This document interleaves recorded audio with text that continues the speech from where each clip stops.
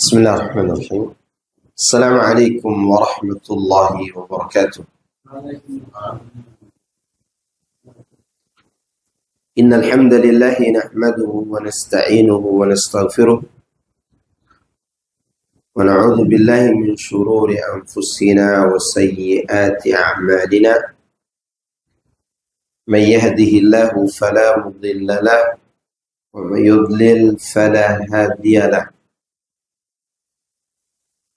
وأشهد أن لا إله إلا الله وحده لا شريك له وأشهد أن محمدا عبده ورسوله صلى الله عليه وعلى آله وأصحابه أجمعين وسلم تسليما كثيرا.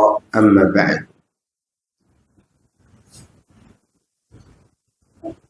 Jemaah sekalian, a'azzani Allah wa iyyakum. Alhamdulillah, kita bersyukur kepada Allah Subhanahu wa ta'ala atas nikmat pertemuan ini. Dan pertemuan seperti ini adalah merupakan salah satu sarana untuk mendapatkan ridho dan juga rahmat dari Allah Subhanahu wa ta'ala. Oleh karena itu, orang-orang yang istiqamah di atas ilmu, mereka dianggap mendapatkan karomah sebagai wali Allah. Syekh Abu Bakar Jabir Al-Jazairi dalam kitabnya Minhajul Muslim, beliau menyebutkan di pembahasan tentang para wali Allah, beliau menyebutkan karomah wali Allah yang paling mulia itu adalah istiqamah di atas ilmu dan amal. Demikian juga yang dikatakan oleh Ibnu Qayyim rahimahullah ta'ala. Beliau mengatakan karomah wali-wali Allah yang paling agung adalah istiqamah di atas ilmu. Maka mudah-mudahan pertemuan yang direncanakan oleh Allah ini menjadi salah satu sarana agar kita menjadi wali Allah di dunia dan di akhirat. Baik, kita masih membahas bab solat berkaitan dengan sunnah-sunnah fi'liyah.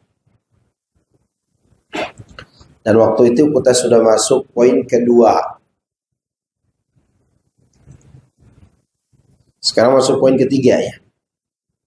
An-nadharu ila mawdi'is sujud. Memandang kepada tempat sujud. Ini hukumnya apa? Sunnah. Dan waktu itu udah Anda jelaskan juga tentang ini. Hukumnya sunnah. Nabi SAW mempraktekkan sholat melihat tempat sujud itu ketika beliau berada di dalam Ka'bah. Sebagaimana hadis yang diriwayatkan oleh Aisyah radhiyallahu anha. Adapun di luar Ka'bah, para ulama khilaf, apakah melihat tempat sujud atau memandang ke depan. Terjadinya perselisihan ini karena banyak atsar yang membicarakan bahwa para sahabat itu melihat Rasulullah SAW ketika mereka sholat. Berarti mereka memandang ke depan. Maka dalam mazhab Maliki mereka berpendapat sholat itu menghadap ke depan, bukan lihat tempat sujud. Dan terjadi perselisihan para ulama tentang ini panjang sekali.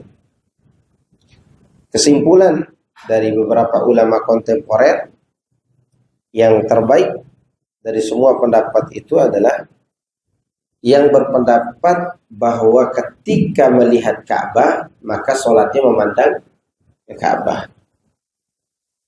Bagi yang tidak bisa melihat langsung Ka'bah itu, sholatnya lihat di tempat sujud. Pendapat yang lebih bagus yang melihat tempat sujud. Karena ketika kita melihat tempat sujud, konsentrasi kita lebih tumakninah. Ya, lebih tumakninah.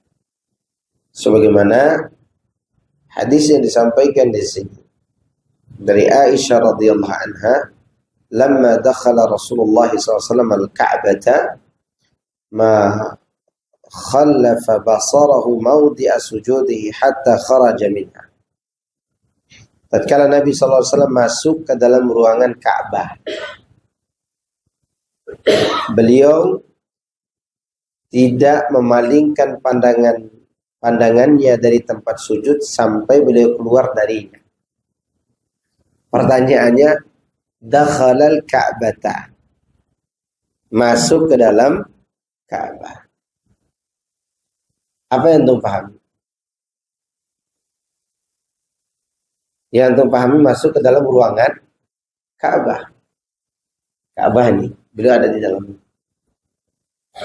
Itu terjemahan pertama. Iya. Mungkinkah diterjemahkan dakhala al-Ka'bata, masuk ke dalam Masjidil Haram? Ya. Dan terjemahan yang populer, beliau masuk ke dalam Ka'bah.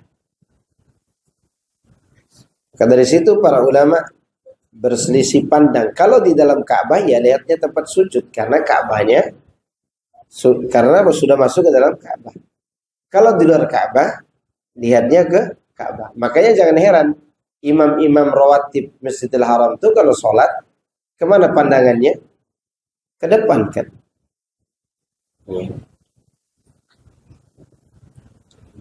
Maka di situ dipilihlah pendapat yang mengatakan kalau lihat Ka'bah maka pandangan ke depan.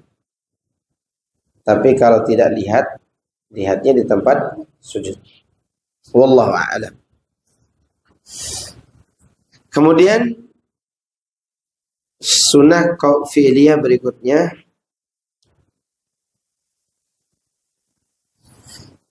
an yaf'ala fi ruku'ihi ma tadammat hadhihi al-ahadithi wa min al-hay'at.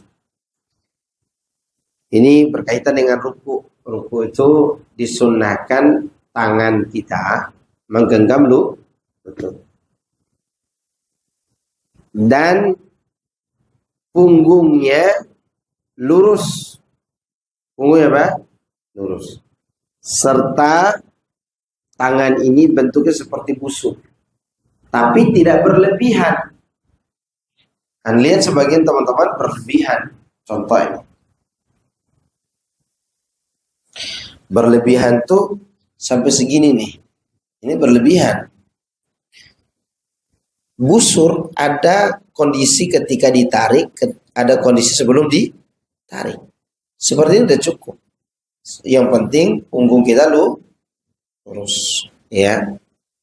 Ini cara ruku yang sesuai dengan sunnah Nabi Sallallahu Alaihi Wasallam. Dan kepalanya tidak mendongak dan tidak pula menunduk begini, ya. Kemudian yang kelima ini juga khilaf para ulama tentangnya. Taqdimul yadaini ala rukbataini fi sujud. Ketika turun sujud mendahulukan tangan sebelum lutut. Al-Imam Ibnu Taimiyah rahimahullah taala beliau mengatakan masalah ini ya perselisihannya hanyalah perselisihan afdhaliyah. Perselisihan apa? Afdhaliyah. Yang turun pakai tangan atau yang turun pakai kaki lutut duluan sama-sama sholatnya sah. Ya sama-sama sholatnya sah. Namun yang menjadi pertanyaan mana yang lebih afdal? Jumhur ulama berpendapat lebih afdal turun pakai lutut. Ini pembahasannya afdhaliyah. Harus dipahami ya. Sehingga ketika kita berselisih dalam masalah ini tidak perlu saling membuli. Tidak perlu saling menjatuhkan. Sebagian ulama mengatakan yang terbaik turun pakai tangan duluan. Berdasarkan hadis berikut ini.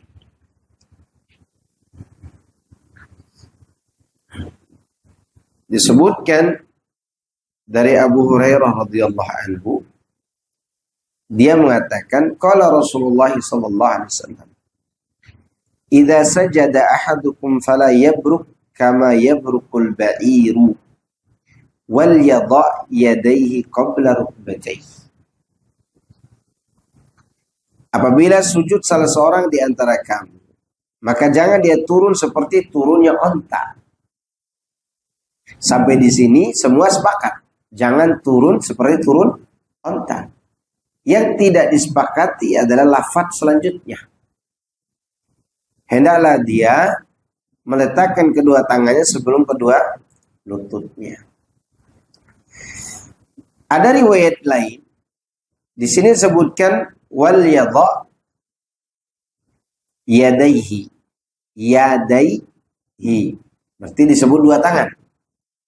Ada riwayat yang lain menyebutkan wal yadha yadahu. Hendaklah dia meletakkan yadahu. Lafadznya satu.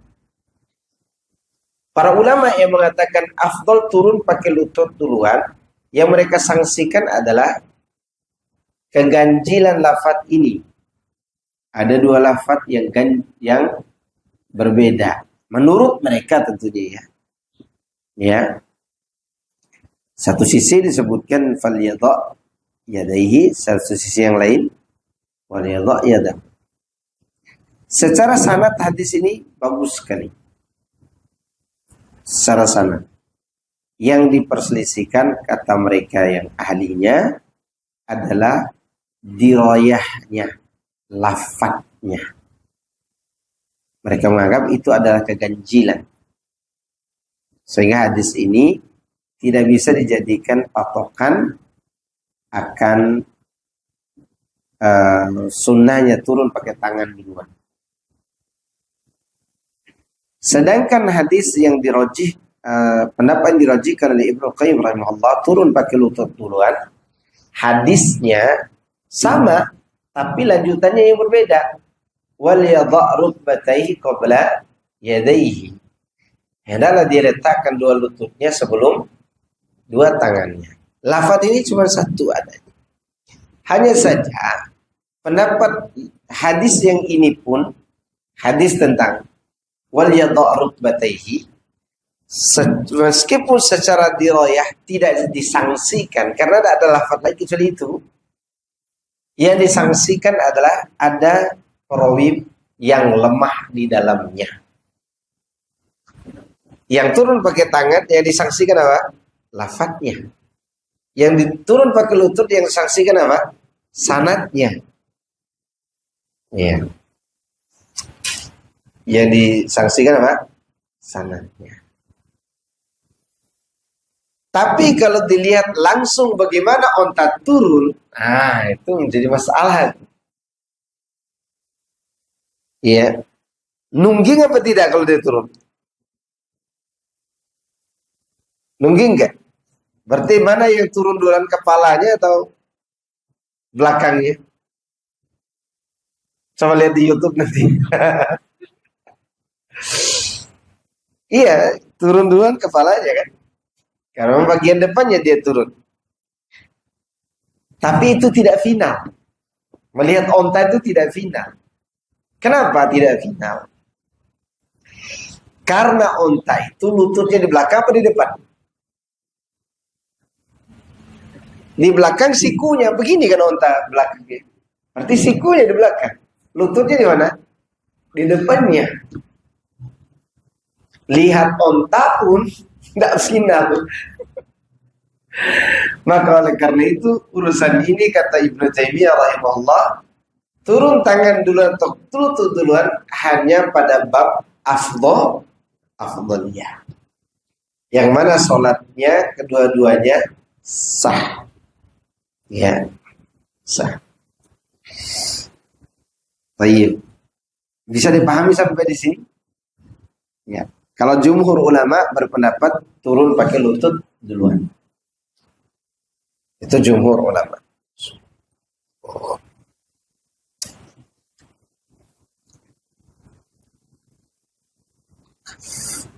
Kemudian poin keberapa nih? Keenam, an yaf'ala fi sujudihi ma tadammanat hadhihi al-ahaditsu min al-hay'at. Hendaklah dia melakukan dalam sujudnya apa saja yang terkandung di dalam hadis-hadis berikut ini dari tata cara sujud. Ya. Baik. Nah, ini yang nikah kemarin. Masya Allah. Afwan, ini anak iklan dikit. Ini yang nikah kemarin. Masya Allah. Barakallahu fikum. Baik, kita lanjut ya. Apa saja yang dilakukan dalam ketika kita sujud disebutkan dari Abi Humaid. Abi Hamid fi wasfihi salatan Nabi sallallahu alaihi wasallam qala fa idza sajada wada'a yadayhi ghairu muftarishin wala qabidihima wastaqbala bi atrafi asabi' rijlaihi al-qiblata. Dari Abu Hamid, dia menjelaskan sifat salat Nabi sallallahu alaihi wasallam. Beliau mengatakan apabila Nabi SAW sujud, beliau meletakkan kedua tangannya tanpa dibentangkan di lantai seperti ini. Tidak diginikan di lantai. Ya. Berarti dia berdirikan. Dan tidak digenggam tangannya. Tidak digenggam. Atau dia tidak merenggangkan, tidak juga terlalu merapatkan kayak gini. Biasa aja. Biasa aja.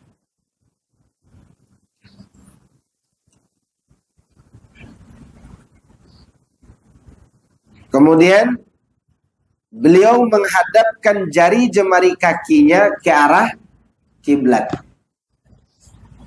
Ya. Seperti ini.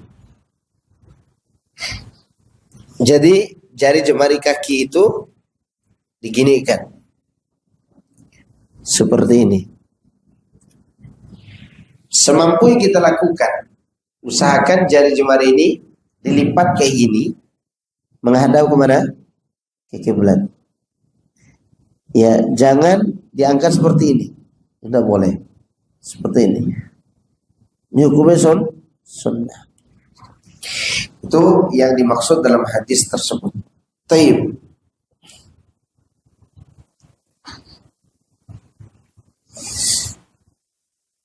Kemudian hadis berikutnya masih berkaitan dengan hay'ah cara sujud.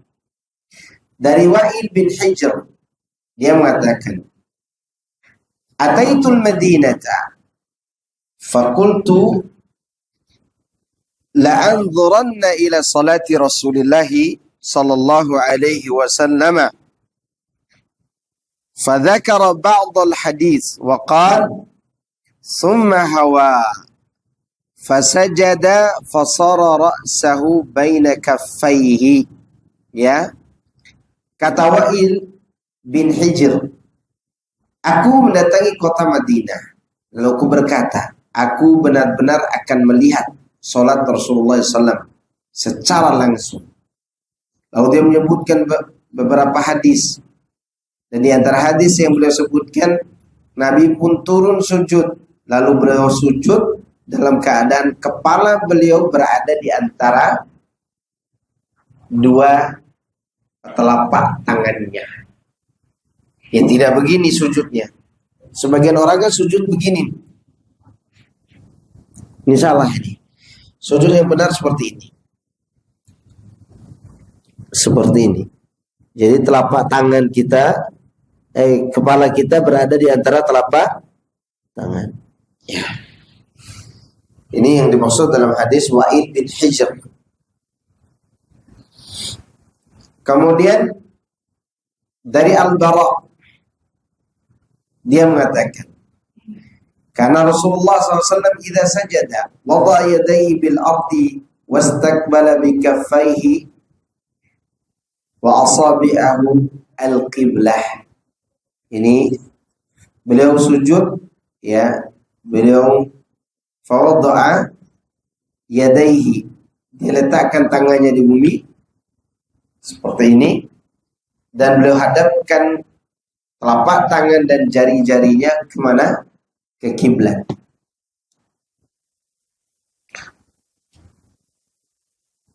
Kemudian yang ketujuh, an yakuna julusuhu baina sajadatain, hendaklah duduk seseorang di antara kedua sujudnya seperti hay'ah berikut ini, cara yang disampaikan dalam hadis berikut ini. Ini duduk antara dua sujud. Karena yafrushu rijlahul yusra wa yansabu rijlahul yumna. Kata Aisyah, Nabi SAW membentangkan, mentidurkan kaki kirinya dan memberdirikan kaki kanannya. Seperti ini. Nih, begini maksudnya. Ini duduk iftirash namanya. Duduk apa? Iftirash. Ya. Itu cara duduk antara dua sujud di dalam hadis Aisyah ini. Kemudian dari Ibnu Umar radhiyallahu anhu, min sunnati Nabi min sunnati shalah an tansaba al-qadam al-yumna wastiqbalahu bi asabi'il al-qiblah wal julus 'ala al-yusra. Ini sama dengan hadis Aisyah.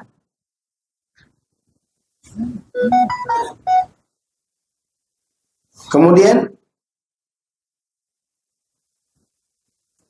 dari Tawus, dia mengatakan, kami berkata kepada Ibnu Abbas tentang ik'a ala al-qadamain. Faqala hiya sunnah. Faqulna lahu inna lanarah jafa'an birrujl. Faqala Ibnu Abbas bal hiya sunnatu nabiyyika sallallahu alaihi wasallam. Dari Tawus, dia mengatakan, kami berkata kepada Ibnu Abbas tentang duduk ik'a. Ik'a itu seperti ini. Ini duduk begini nih. Ibnu Abbas radhiyallahu anhu menjawab, itu sunnah Nabi kalian. Ya. Kemudian diulangi dengan beliau bercerita, itu berlebihan. Maka dia kata, Ibnu Abbas mengulangi, itu sunnah Nabi kalian. Tapi sunnah yang ini termasuk sunnah yang ditinggalkan. Dengan berbagai alasan sebenarnya. Di antara alasannya, kalau dikerjakan pada saat kita jadi imam, kasihan makmum tidak bisa mengikuti kita karena mereka tidak mengerti. Sunnah ini bisa kita laksanakan di saat kita sholat sendirian. Tapi jangan antum kerjakan di tempat umum yang belum paham masalah ini.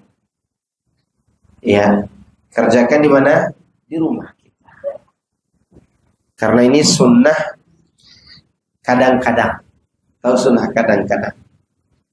Ya, justru sunnahnya dilakukan kadang-kadang. Gitu.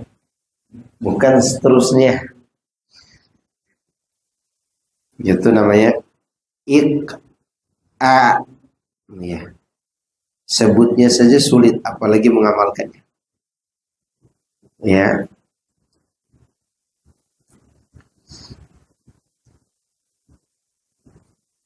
Kemudian yang ke-8, alla yanhadha min as-sujudi hatta yastawiya jalisan. Tidak boleh dia langsung sujud kecuali setelah dia duduk dengan sempurna. Jadi begini, kita anggap saya sujud, Allahu Akbar, saya duduk dan tetap bersujud. Jangan langsung sujud lagi. Ya, tenang dulu. Tenang dulu. Dengan baca doa sujud. Doa apa? Antara dua sujud. Kemudian yang keberapa? 9. an ya'tamida 'ala al-ardi idza qama min ar-rak'ah. Ketika berdiri dari sujud, ya mau naik ke rakaat berikutnya, kita bertumpuan pada bumi. Ya begini. Mau bangkit dari sujud. Allahu Akbar. Itu yang dimaksud. Ya. Ada yang mengatakan kita disunahkan julusul istirahah. Baru berdiri. Ya. Berdiri begini. Setelah bertumpuan pada bumi.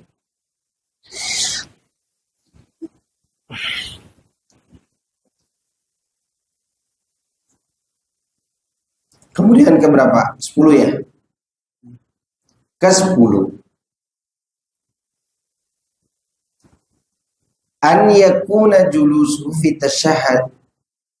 tashahhudaini ala ma ja'a min al-ahad fi hadhihi al-ahadits. Hendaklah ketika dia duduk pada dua tasyahud, tasyahud awal dan tasyahud akhir, sesuai dengan hadis berikut ini. Ya, sesuai dengan hadis berikut ini. Dari Abu Hamid, annahu qala fi wasfi salat Nabi sallallahu alaihi wasallam. فإذا جلس في الركعتين جلس على رجله اليسرى ونصب اليمنى. Nabi ketika beliau duduk di dua rakaat, duduknya apa? Iftirash. Ya, dia duduk di atas kaki kiri dan beliau berdirikan kaki kanannya. Wa idza jalasa fil raka'atil akhirah qaddama rijlahul yusra. Jika dia duduk di rakaat terakhir, maksud tahiyat terakhir, beliau majukan kaki kirinya. Maksud majukan kaki kiri itu begini, bukan maju ke sini, maju begini. Ya, beliau berdirikan kaki kanannya, beliau duduk di atas duburnya. Ya, bagian belakang. Itu yang dimaksud daripada hadis ini. Nah, pertanyaannya adalah sholat yang 2 rakaat saja, tahiyatnya kan cuma sekali itu. Apakah duduknya iftirash atau duduknya duduk yang memasukkan kaki kiri ke bawah atau duduk di atas dubur?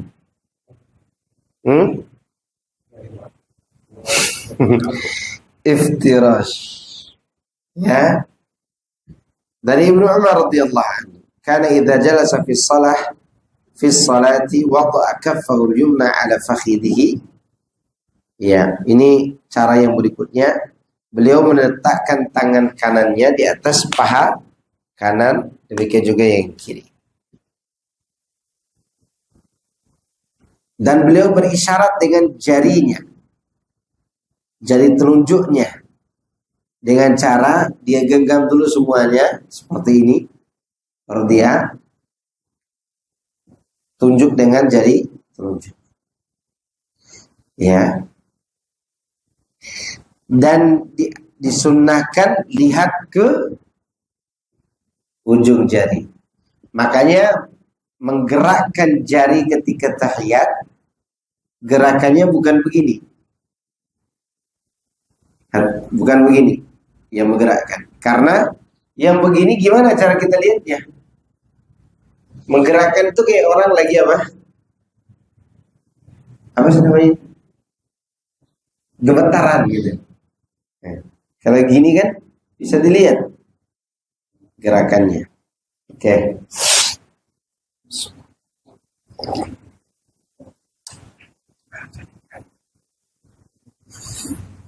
Ini mengenai tahiyat. Nah, ada yang bertanya, silakan.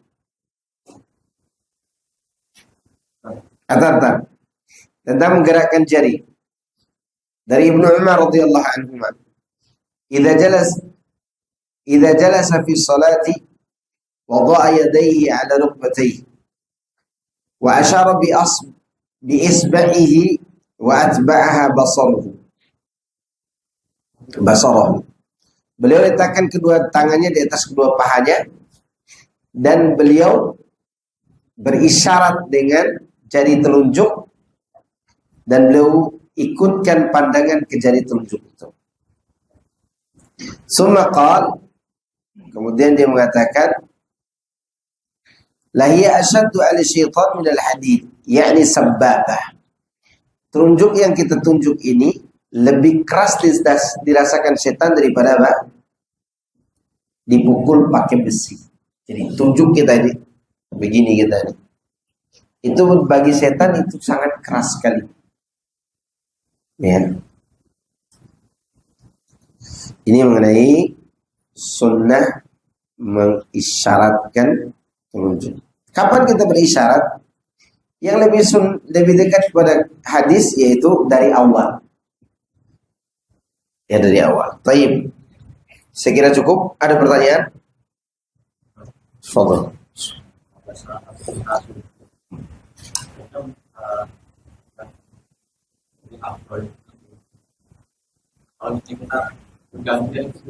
Tidak masalah. Tidak masalah. Boleh. Tapi asalkan jangan dalam satu keadaan atau dua-duanya. Yang bagus adalah ikuti imam. Ya, ikuti imam. Kalau antum tahu imamnya. Misalnya kita ikuti Pak Ujang. Pak Ujang biasa turun pakai tangan kan. Nah kita mampu ikuti imam aja. Ya enggak? Turun pakai tangan atau pakai lutut turun hukumnya sunnah. Sedangkan mengikuti imam wajib. Kalau kita tahu, tapi kalau kita tidak tahu, turun pakai tangan atau lutut yang antum yakini. Itu kalau kita sama dengan itu ya awal atau dua rakaatnya. Iya, ikuti imam. Yang lebih baik itu ikuti imam. Demikian juga waktu tahiyat yang 2 rakaat. Biasanya pada umumnya imam-imam yang di kampung ini, di masjid-masjid kampung, tawarruk mereka sholat subuh, maka ikuti. Itu tawarruknya. Termasuk Ustaz Abdul Hakim tawarruk dia 2 rakaatnya. Maka kalau imamnya Ustaz Abdul Hakim, ya kita tawarruk. Kalau imamnya Ustaz Yazid, iftirash rahimahullah ta'ala. Karena urusan itu kan perbedaan pendapat, hukumnya sunnah. Sedangkan ikutin imam, tidak ada perbedaan pendapatnya. Jelas? Baik, ada lagi?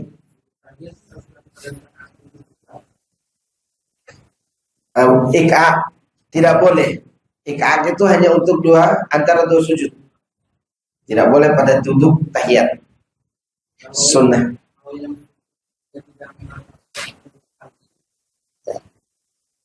Merapatkan kedua kaki. Itu asar dari Aisyah. Aisyah melihat Nabi sholat begitu. Bagaimana kalau tidak rapatkan? Tidak masalah juga sholat.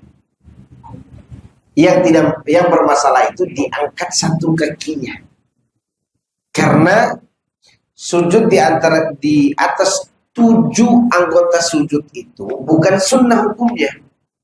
Wajib. Yang sunnah itu adalah melipat menghadapkan jari itu ke kiblat. Ya. Rukunnya menempelkan jari kaki ke tempat sujud di lantai. Ya. Melipatnya ke kiblat sunnah. Ininya rukun. Karena termasuk sujud di atas 7 anggota. Ketika kaki diangkat sebelah, tinggal 6 anggota dong. Kecuali memang dia tidak punya kaki sebelah. Itu lain cerita. Baik. Yang dimaksud 7 anggota itu kan pertama apakah cuma jidat ya? Enggak, jidat sama hidung. Saya sering lihat orang dia cuma jidatnya doang. Iya, itu yang disayangkan. Hanya jidat saja yang mereka anggap sebagai anggota yang satu. Bukan muka, jidat sama hidung nih karena satu tulang maju ke depan. Gimana yang pesek? Jangan lagi nanya pesek gimana sih? Ya, tentamnya sama semua. Baik, antum ada yang bertanya? Ada banyak Pak. Ini nggak terlalu banyak. Iya, makanya yang disunahkan begini.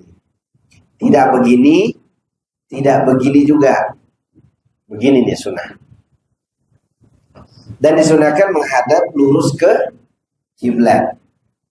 Bagaimana kalau begini? Ada juga kan? Ya udah, tidak sesuai dengan sunnah. Tidak sesuai dengan sunnah Nabi SAW. Dan bisa aja jatuhnya kepada perkara makruh.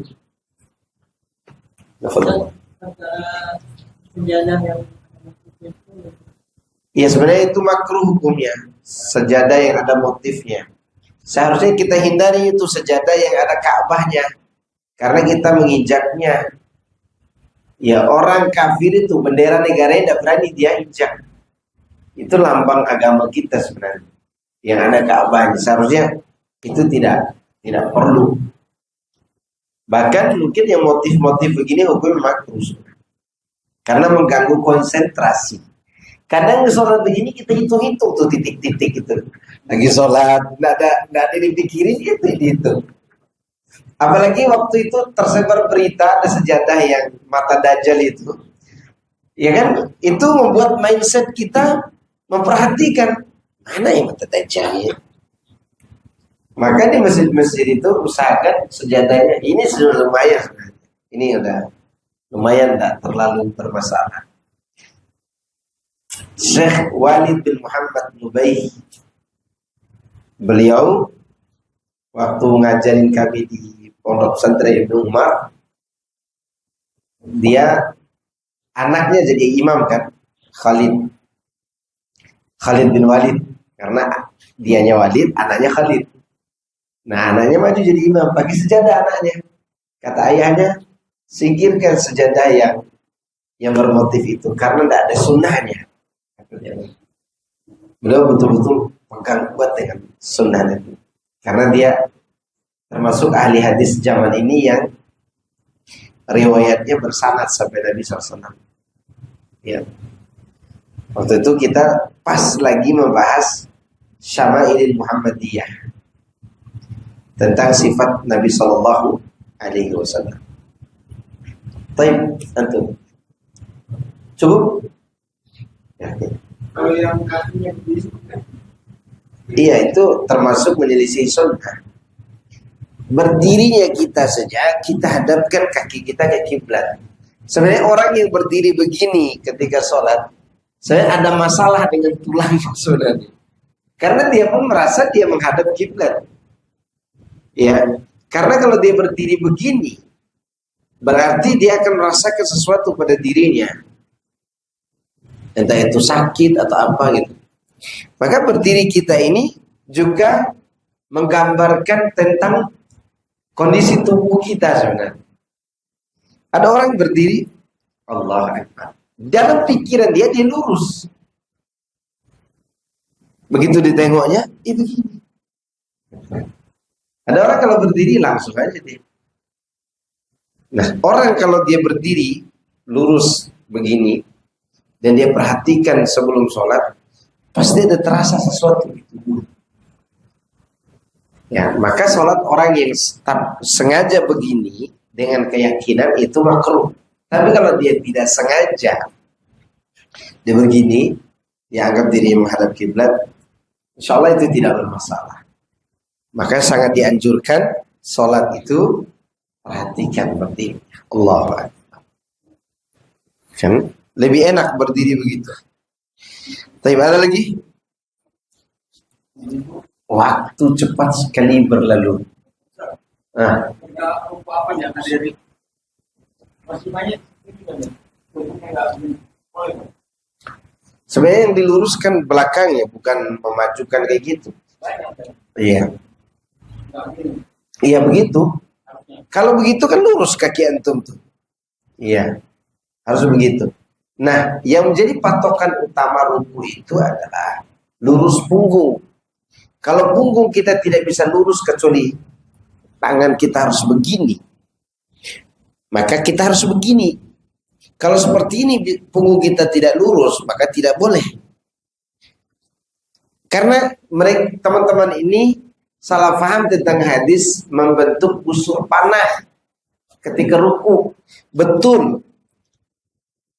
Membentuk busur panah itu tidak begini. Tapi pada saat panah busur itu belum ditarik. Kan kalau belum ditarik begini bentuknya.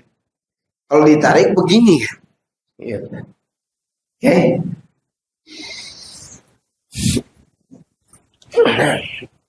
Tafadhal, ada yang lain? Ibu-ibu? Ada ibu-ibu di belakang?